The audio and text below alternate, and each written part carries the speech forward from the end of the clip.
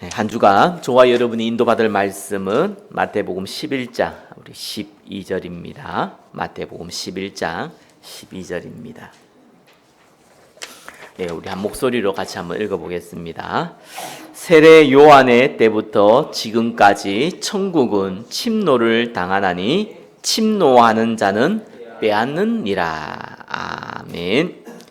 영적 자세라는 제목으로 말씀 증거하겠습니다. 우리 옆에 분과 인사 나누겠습니다. 영적 자세를 갖춥시다. 2024년도 우리 첫 주 때 우리 인생의 목적에 대해서 말씀드렸습니다. 예배자, 전도자, 영적 치유자. 자, 이 세 가지를 저와 여러분이 붙잡을 때 인생의 참 행복을 누릴 수 있습니다. 하나님이 그렇게 저와 여러분을 재창조했기 때문에 그렇습니다. 자, 둘째 주는 영적 상태에 대해서 말씀드렸습니다. 영적 상태를 바꾸기 위해서 세 가지를 실천하라고 말씀드렸습니다. 그것이 언약 예배요, 언약 현장이요, 언약 건세입니다. 불신자나 육에 속한 자는 영적 상태를 바꿀 수도 없고 바꿀 이유도 없습니다. 그러나 저와 여러분들은 영적 상태를 바꿀 수도 있고 또 실천할 수 있습니다. 왜 그렇습니까? 은혜 받은 자이기 때문에. 복음을 알고 있다는 것이 은혜 받은 자입니다. 오늘 많은 분들 빠졌는데 꼭 기억하셔야 됩니다. 은혜 받은 자는요, 성실한 자가 아닙니다. 은혜 받은 자는 충성된 자도 아닙니다. 은혜 받은 자는요, 복음 아는 자입니다. 우리가 복음을 알고 있기 때문에 은혜 받은 자죠. 절대로 복음은요, 자기 수준으로 깨달을 수가 없습니다. 어려워서 못 깨닫냐? 아닙니다. 어린아이도 알 수 있게끔 쉽게 설명된 것이 복음입니다. 근데 왜 못 깨닫습니까? 너희 아비 마귀, 세상의 종욕, 안목의 종욕, 이생의 자랑, 우상이 딱 붙잡고 있기 때문에 들을 수가 없어요. 하나님의 은혜로 저와 여러분이 복음 받았음을 믿으시기 바랍니다. 이 영적 상태는 다르거든요. 그래서 우리가 도와야 돼요. 또 오늘 오지 못한 분들이 영적 상태를 회복할 수 있도록 함께 기도해 주시기 바랍니다. 은혜 받은 자기 때문에 가능합니다. 아니, 도전하면은 응답받습니다. 은혜 받은 자기 때문에 그렇습니다. 자, 오늘은 영적 자세입니다. 자, 영적 자세는 왜 필요하느냐? 정말 중요한 저와 여러분의 영적 상태가요, 무너지는 시간표가 있습니다. 위기의 시간표가 있습니다. 그걸 막아야 돼요.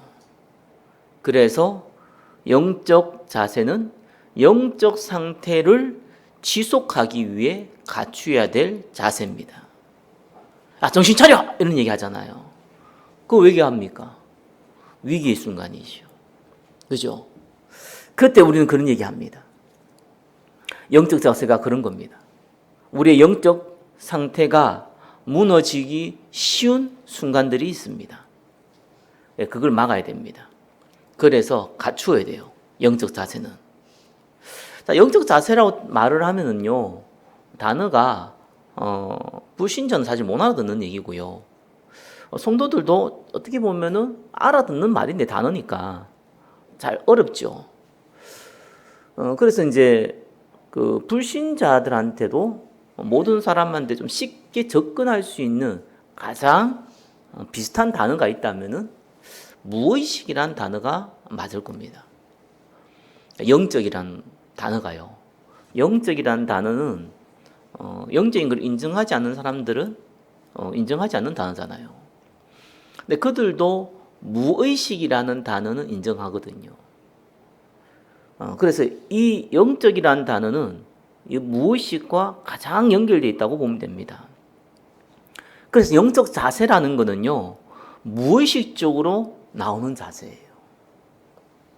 그것이 영적 자세입니다. 육신적으로도 무의식적으로 나온 게 있잖아요. 자, 첫 번째 보겠습니다. 불신자의 영적 자세예요. 자, 무의식적으로 나오는 자세인데, 자, 이 부분은 먼저 이해해야 하는 것이 불신자의 영혼, 그 영혼이 어디에 소속되어 있냐, 이걸 봐야 돼요. 요한복음 8장 44절에 너희 앞에 마귀라 했습니다. 여러분의 가족이 또 여러분 친지가 예수 안 믿는다. 그럼 여러분 가가지고 당신은 마귀의 자녀입니다, 이렇게 얘기하면 안 되겠지요. 그건 싸우자는 얘기고. 그러나 소속이 마귀에 소속되어 있는 것은 성경을 기준으로 100% 확신합니다. 그래서 그 영혼이 사단에게 잡혀 있는 거예요. 오늘날 심리적인 표현으로 표현한다면은 사단에게 완전히 가스라이팅 되어 있습니다. 몰라요, 본인이. 가스라이팅이 알죠? 내 남편을 죽여줘라는 최근에 드라마가 있길래 한번 봤는데, 가스라이팅이 어떤 거구나라는 것들을 잘 보여준 표현들이 많더라고요. 사람을 심리적으로 옮아 메어버리죠. 그죠? 그 상대의 말에 무조건 따르도록. 그 상대의 말이 맞건 틀리가 중요한 게 아니고 그 상대의 말이 무조건 진리로 만들어버리는 걸 보고 가스라이팅이라고 합니다. 이 사단이 완전히 가스라이팅 시켜버렸는데, 이 사단이 어떤 존재입니까?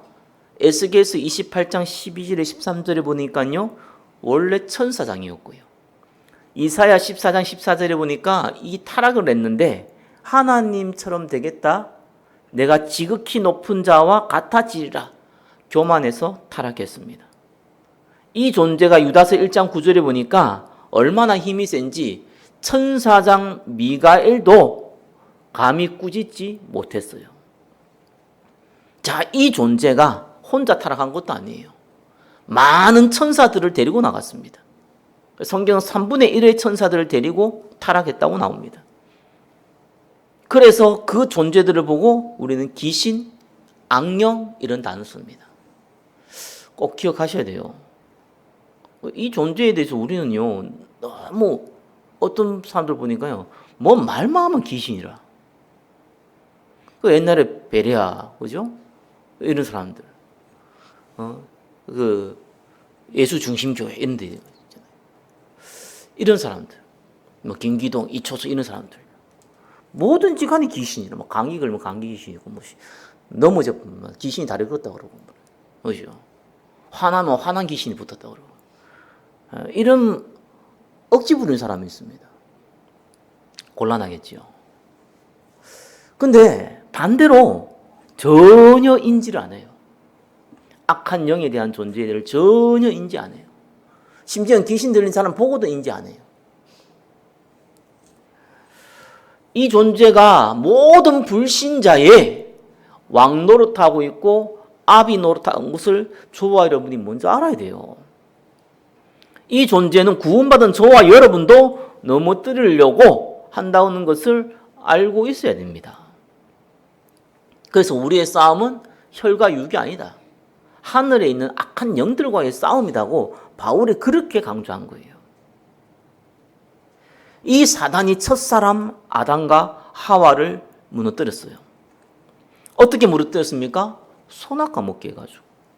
하나님 먹으면 반드시 준다는 이 선악과를 먹게 만들었는데 이유가 뭐였습니까? 이거 먹으면 네가 하나님 돼. 그 거짓말로 속였습니다. 아담과 하와는 하나님 되려고 먹었어요. 스스로 창조자가 되고 싶었던 겁니다. 사단이 왜 타락을 했습니까? 내가 하나님처럼 되겠다. 똑같죠. 그래서 모든 인류가 아담과 하와의 후손들이죠. 모든 인류는 어떻게 됐습니까? 마귀의 종이 된 겁니다. 그래서요, 영적 본능이 어떻게 나오냐니까요, 우리는 본능적으로 하나님을 경배해야 돼요. 아니, 주일날 다른 사람도 놀러 가는데 피곤해서 안 나올 수도 있는데 교회에 와서 하나님께 예배드린다. 너무 당연한 건데. 근데 불신자들 볼 때는 좀 미친놈인 거예요. 그렇게 시간이 남아도냐? 그것도 헌금까지 하네? 그렇게 돈이 남아도냐? 이렇게 봅니다. 그게 불신자입니다. 하나님을 경배하는 게 이상한 거예요. 그들에게는. 하나님을 경배해야 된 영적 자세가 완전히 없어져 버렸어요. 그래서 1번이 1번이죠. 어떤 자세라고 보면 본능적으로요. 나 중심의 자세를 딱 갖고 있습니다. 자기가 하나님이라고 그랬잖아요. 하나님 마음대로 할 수 있잖아요. 그렇죠? 하나님의 생각은 진리잖아요. 자기는 하나님도 아닌데 하나님처럼 되려고 했잖아요. 그래서 모든 인간은요. 틀렸는데 모든 걸 나 중심으로 살아갑니다. 세상에 여러분 이치를 저와 여러분 잘 알잖아요. 세상 사람들을 움직이는 방법은 간단해요. 그들에게 유익을 주면 움직여져요. 그죠? 그들에게 이 육신적인 만족을 줄 수 있는 뭔가를 줄 수 있다면은 그 사람은 내 편이 됩니다. 근데 그게 얼마나 무섭습니까? 육신적인 만족을 줄 수 없는 때는 원수가 돼버립니다. 그게 세상의 이치입니다. 그게 불신자의 이치입니다. 그걸 이상하게 생각할 거 없습니다. 원래 저와 여러분이 살고 있는 이 땅은 낙원이 아닙니다. 낙원이 될 수도 없습니다. 그죠? 실낙원이에요. 낙원을 잃어버린 곳이고 여전히 사단은 불신자의 왕노릇하고 이 악한 영은 요한복음 10장 10절에 인간을 무너뜨리고 망하게 하는 것이 목적이기 때문에 너무 당연한 겁니다. 그 세상 가운데 저와 여러분이 빛과 소금으로 부름받으심을 믿으시기 바랍니다. 그러니까 나 중심으로 살아가는 거예요. 내 생각에 옳은 대로 그죠. 내가 배운 사상, 이념 그게 맞겠어. 그 사상과 이념이 맞아도 내한테 유익이 안 되면 관심 없어. 그 사상과 이념이 조금 틀려도 내한테 유익되면 좋은 거야. 그 자세는 모든 불신자의 영적인 자세입니다. 그러면서 어떤 자세를 갖고 있습니까? 그렇죠. 물질이 나를 돕는다는 생각이 더 많으니까. 다른 것보다 더더욱 물질. 창세기 6장 3절에 보니까요. 이는 그들이 육신이 됨이라 이렇게 나왔습니다. 성경은 육신이 되었다고 나와요. 영안이 완전히 어두워져 버렸어요.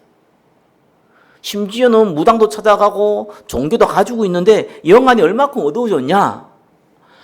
육신적인 이익을 위해서 영적인 것을 찾는 정도로 바뀌어버렸어요. 아니면 찾을 이유도 없어. 그렇죠? 문제 해결하기 위해서 기도도 하고 종교도 찾고 무당도 찾아가고. 그래서 무당들이요 미래를 맞춘다고 그랬잖아요. 통계적으로 보면 한 50% 맞춘대요. 50% 틀린 거 아니에요. 그죠? 그들이 말하는 미래는 맞다고 해도요 틀린 겁니다. 왜 그런 줄 압니까? 미래는요 저와 여러분이 미래를 알면 성공하겠죠. 근데 당장 내일 무슨 일이 벌어질 걸 아는 것이 중요할 것 같습니까? 안다고 해서 피할 수 있을 것 같습니까? 못 피합니다. 그런 미래는 알 필요도 없어요. 모르는 게 훨씬 나아요. 정말 저와 여러분이 알아야 될 미래가 뭡니까? 영적인 걸 보면요 우리가 진짜 알아야 될 미래가 있어요. 성경 요한계시록에 많은 미래에 대해서 얘기했는데 그렇게 알아는 게 아니에요. 요한계시록 사람 착각하면 많이 하더라고요.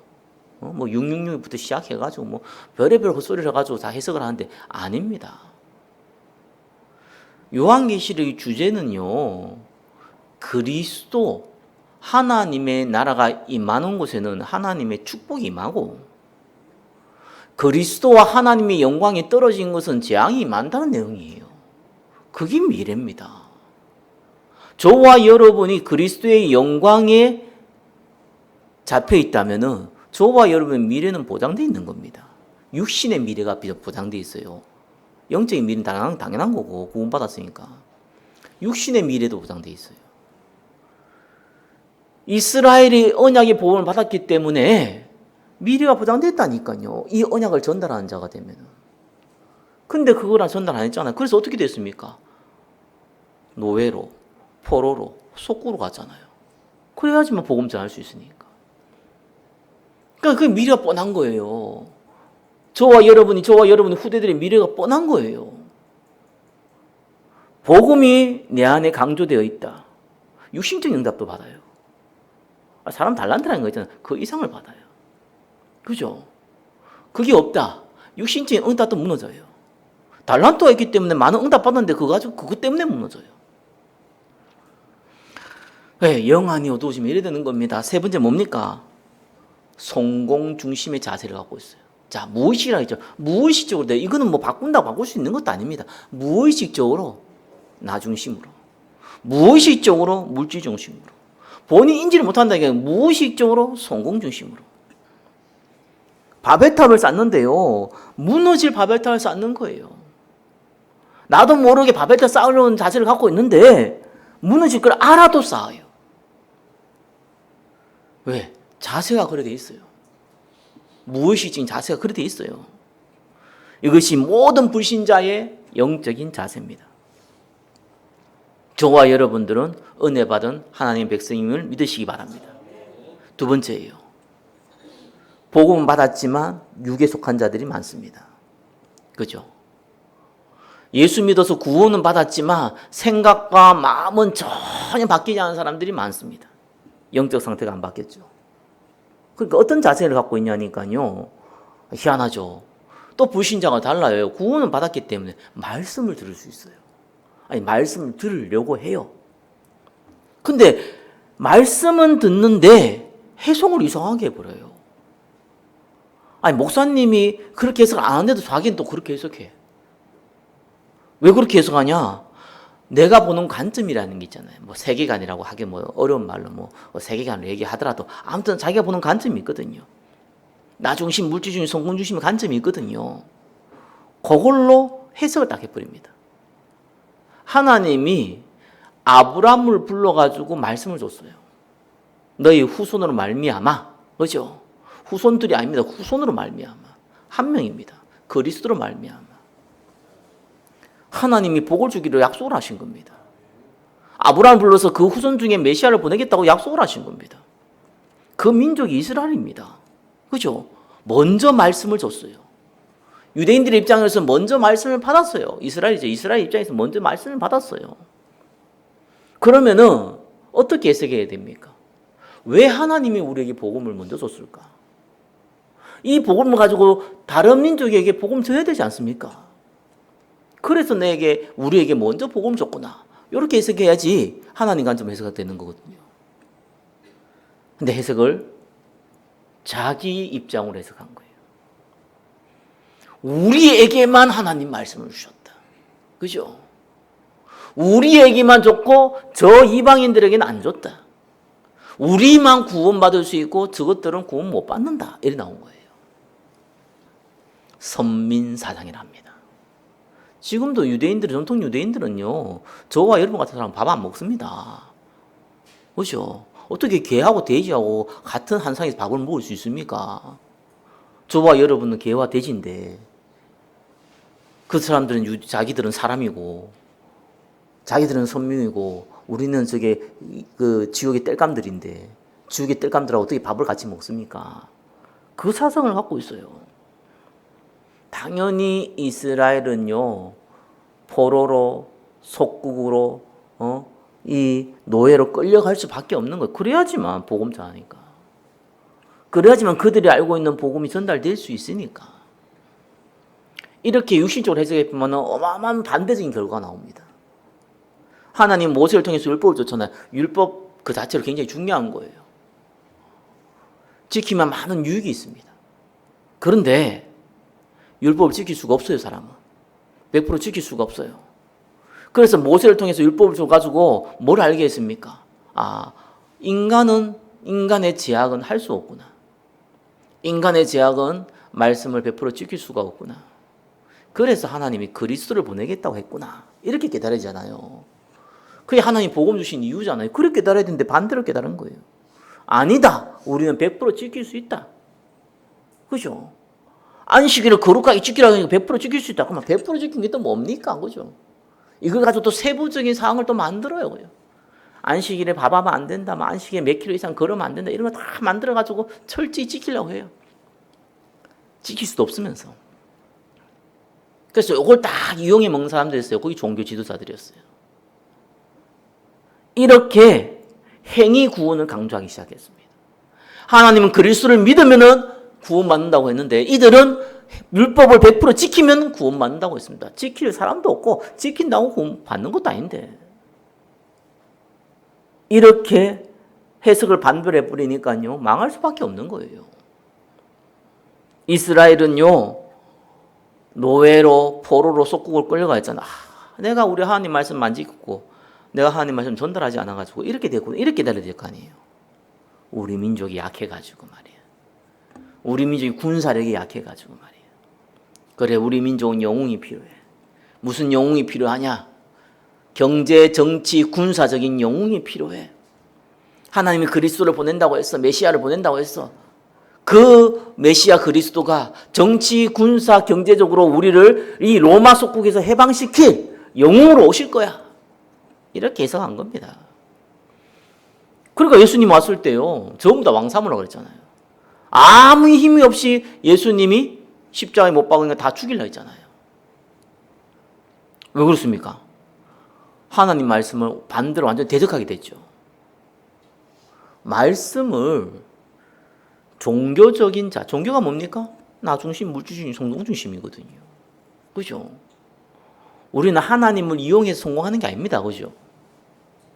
모든 종교 똑같으면 그 종교를 위해서 내 마음의 안식을 얻고 그 종교를 위해서 내가 유익을 얻고 그 종교를 위해서 내 자녀가 잘 되고 거기 모든 게 종교입니다.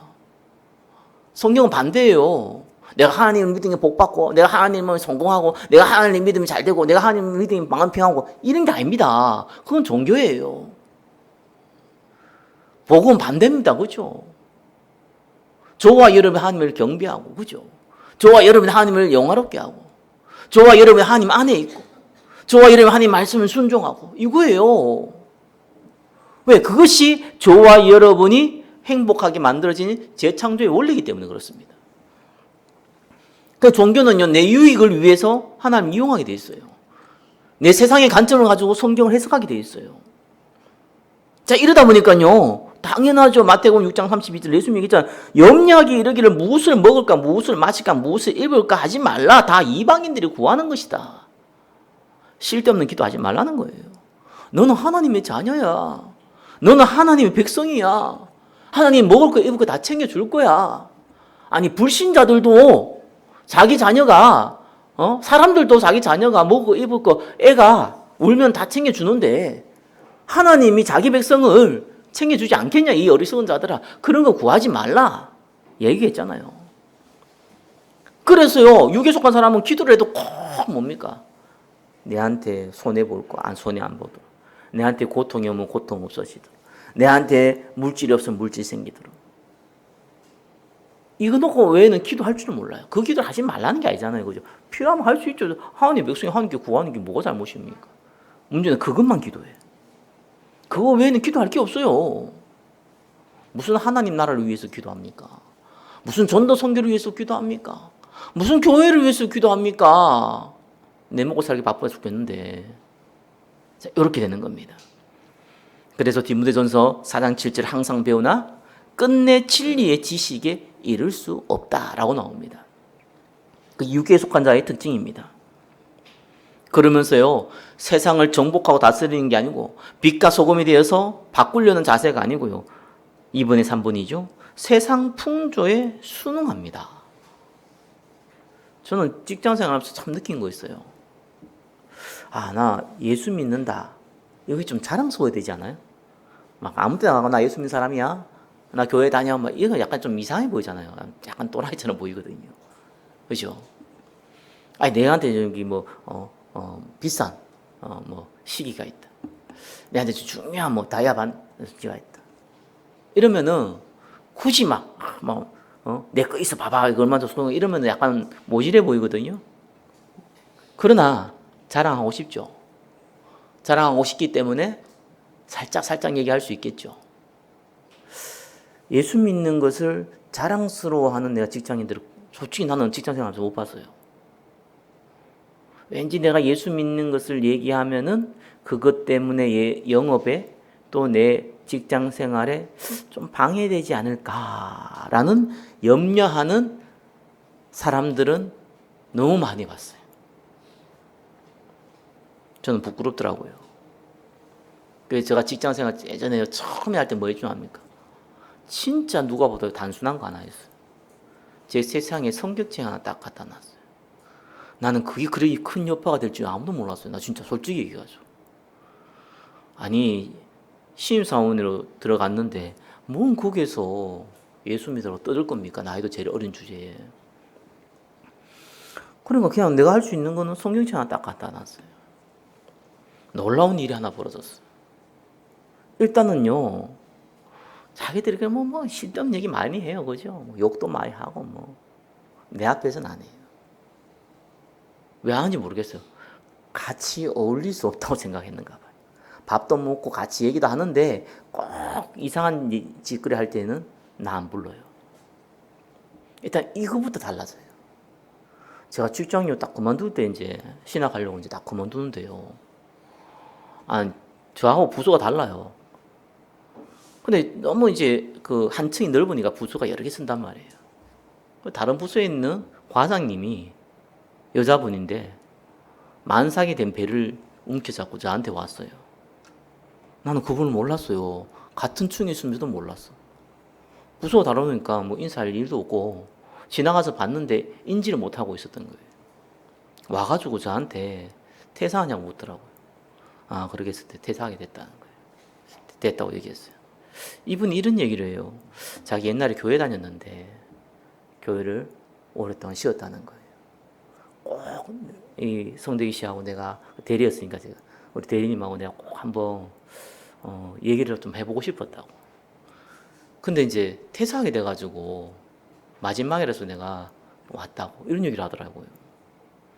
그래서 내가 예수 믿는 거를 무슨 소문을 냈습니까? 뭐 했습니까? 성경책 하나 꼬아놨을 거고 그것 때문에 딴 사람들이 대충 이 사람 예수 믿는 사람이라는 걸 아니까 이게 아무것도 아닌 것 같은데요. 그 사람이 몇 번 전에 나도 메일로도 왔다 얘기도 하고 그랬다니까요.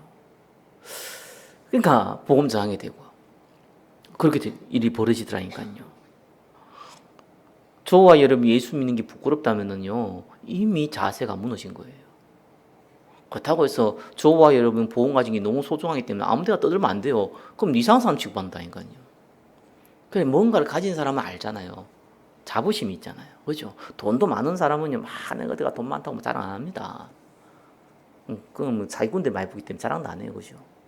행동하는 게 달라요. 돈 많으면은. 작은 것에 너무 그렇게 관심 없어요. 누가 내한테 돈 좀 빌려가 안 갚아도 관심도 없어요. 빌려간지도 몰라요. 압니다. 다른 사람이요. 저와 여러분들은 예수 믿는 걸 자랑스러워해야 돼요. 세상 풍조에 순응한다는 말이 무슨 말인지 알겠죠? 예수 믿는 게 부끄러운 거예요. 그렇죠? 예수 믿는 것도 알고 당연히 난 믿는데 근데 불신자한테는 작아지는 내 모습이에요. 그게 세상에 순응한 자세입니다. 당연하죠. 세상은 싫어하거든요. 근데 싫어하는 사람도 있지만 좋아하는 사람도 많다는 걸 모를 뿐이죠. 세 번째입니다. 자, 그래서 저와 여러분은요, 영적 자세를 갖고 있어야 돼요. 영에 속한 자의 영적 자세를 갖고 있어야 돼요. 영적 자세가 왜 필요하다고 그랬습니까? 우리의 영적 상태는 순간순간 무너질 때가 많다니까요. 이거 지속하려면 이 자세를 반드시 갖고 있어야 됩니다. 우리가 오늘도 고백했지만 모든 문제는 해답을 얻는 시간표입니다. 이렇게 고백했습니다. 저와 여러분 말씀 들을 때요, 하나님 주시는 말씀으로 들으셔야 돼요. 진짜로. 성대기 목사가 얘기한 걸로 들어버리면은 그때부터는 사람의 소리로 들립니다. 저를 만약에 여러분이 존경해가지고 저의 얘기를 저를 통해 설교를 들으면은 조금 은혜 될 수 있어요. 근데 제가 저를 별로 존경하지 않으면요 그때부터는 은혜 안 됩니다. 그건 굉장히 손해입니다. 저와 여러분 편지 받을 때 우체부 우체부 그 아저씨의 우편 배달부의 얼굴을 보면서 편지를 보는 게 아니잖아요. 하나님 말씀을 들으셔야 돼요. 하나님 말씀을 딱 들으실 때 확인을 하셔야 됩니다. 왜 지금 영적 자세의 말씀을 주셨는가? 내 삶과 연결시키세요. 그게 강단을 듣는 진짜 이유입니다. 복음 한번 듣고 저와 여러분 인생의 목적을 알면은, 그죠? 큰 프레임은 끝난 거예요. 실제 우리는 인생은 한계가 있습니다. 물질에, 시간에, 공간에 제한이 있습니다. 그래서 성령님도 받으셔야 돼요. 우리가 모든 걸 할 수 없습니다. 시간도 물질도 모든 게 다 제한되어 있습니다. 그렇기 때문에 저와 여러분은 성령님도 받으셔야 돼요. 그래서 하나님 말씀이 왜 주셨는지 항상 생각하셔야 돼요. 내 삶과 내 문제와 연결시키셔야 돼요. 그 자세를 가지시는 겁니다. 두 번째는 기도입니다. 갈급해서 문제가 생겨서 기도하는 것은 불신자도 합니다. 예수 믿는 사람 기도하는 것 같아도요, 진짜 문제 생기면 다 기도하더라고요. 그죠? 그거는 본능적으로 하게 돼 있어요. 근데 언약 기도는 안 그렇습니다. 언약 기도는 결단이 필요해요. 그죠? 게으른 사람 내가 운동 좀 하겠다, 이런 결단 필요한 거예요. 평소에 운동하는 사람은 내가 운동하겠다 이런 결단 안 해요. 평소에 운동하는 사람이요, 내 몸이 약해졌고 내가 운동해야겠다, 이때는 결단이 필요해요.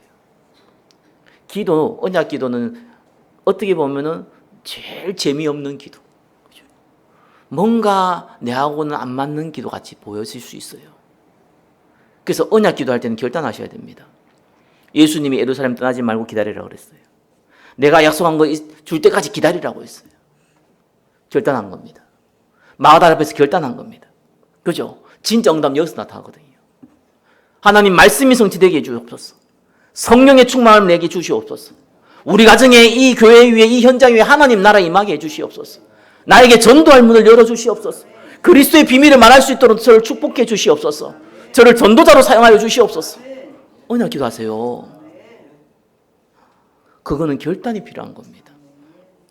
결단한 자세를 가지시기를 예수 그리스도의 이름으로 축원합니다. 그리고 세 번째예요. 정복하는 자세. 여러분, 현장은 수능하는 게 아닙니다. 정복해야 돼요. 무슨 정복을 어떻게 하십니까? 오늘 읽었죠. 천국은 침노하는 겁니다. 죽어서 가는 천국이 아닙니다. 이 땅에 임하는 천국, 하나님 나라를 얘기하는 거예요. 천국은 땅가 아닙니다. 영토를 얘기하는 게 아니에요. 그죠? 그리스도가 주인 되는 곳이 천국이에요. 그리스도가 주인 되는 곳이 하나님 나라에 돼요. 그럼 저와 여러분의 가정이, 저와 여러분의 직장이, 저와 여러분의 사업처가, 저와 여러분 모든 만남에 그리스도가 주인 돼야 돼요. 근데 그리스도가 주인 되도록 만들어줍니까? 안 되잖아요.